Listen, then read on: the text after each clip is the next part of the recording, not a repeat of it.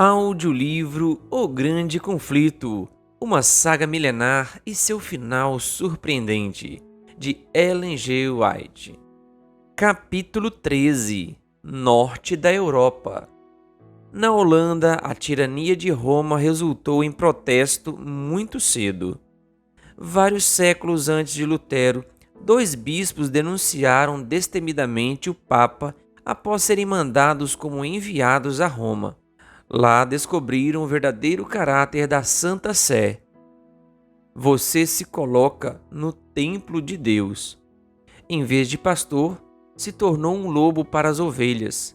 Enquanto deveria ser servo dos servos, conforme se denomina, tenta se tornar senhor dos senhores. Traz desprezo aos mandamentos de Deus. Ao longo dos séculos, outros se levantaram para ecoar esse protesto. Traduziram a Bíblia valdense para o holandês.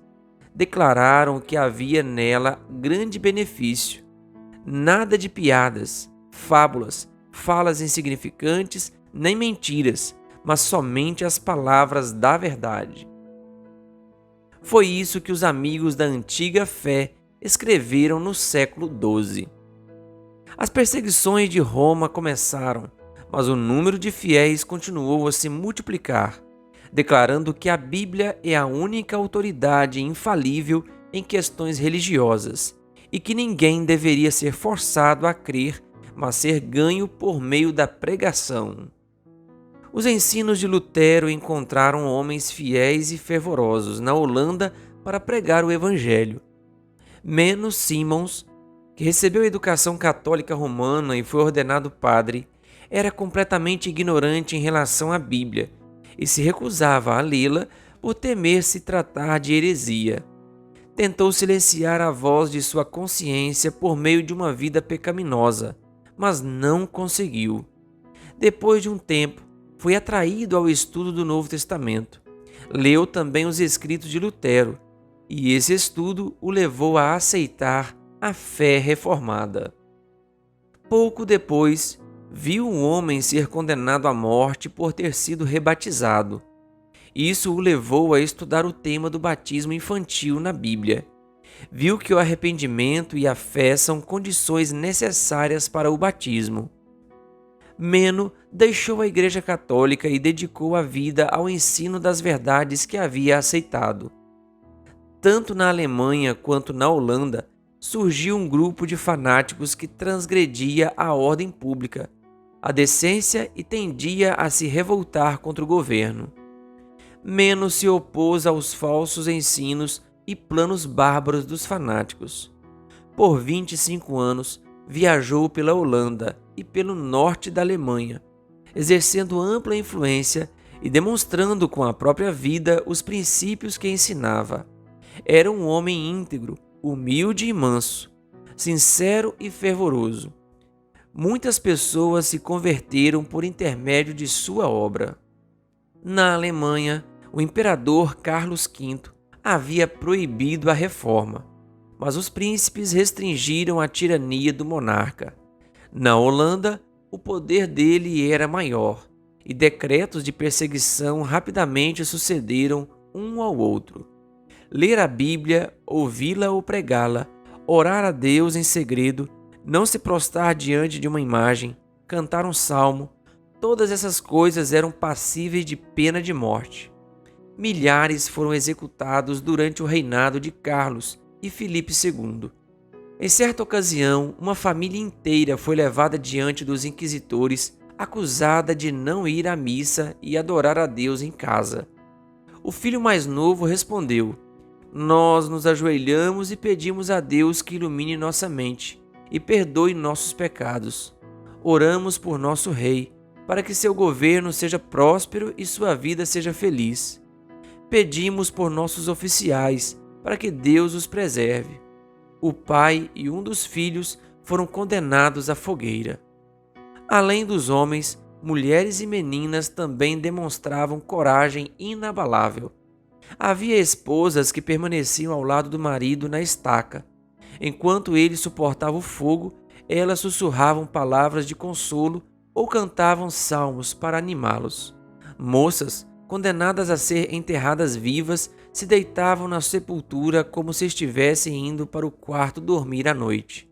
Outras se dirigiam ao cadafalso e ao fogo vestidas com as melhores roupas, como se estivessem prontas para o seu casamento. A perseguição aumentou o número de testemunhas em prol da verdade. Ano após ano, o imperador incitava essa obra cruel, mas não teve sucesso em erradicar a reforma. Guilherme de Orange finalmente concedeu liberdade de adoração a Deus na Holanda. Dinamarca. O evangelho entrou pacificamente nos países do norte. Estudantes de Wittenberg voltavam para casa levando a fé reformada à Escandinávia. Os escritos de Lutero também espalharam a luz.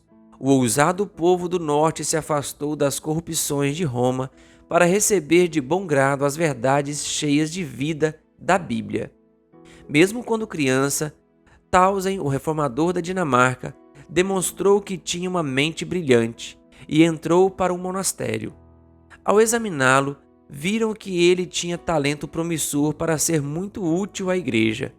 O jovem estudante recebeu permissão para escolher uma universidade da Alemanha ou da Holanda para estudar, sob uma condição: ele não poderia ir para Wittenberg por causa de sua perigosa heresia.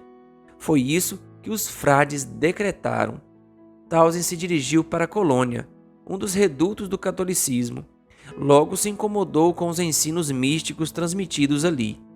Mais ou menos na mesma época, leu os escritos de Lutero com alegria e ansiava ser instruído pessoalmente pelo reformador.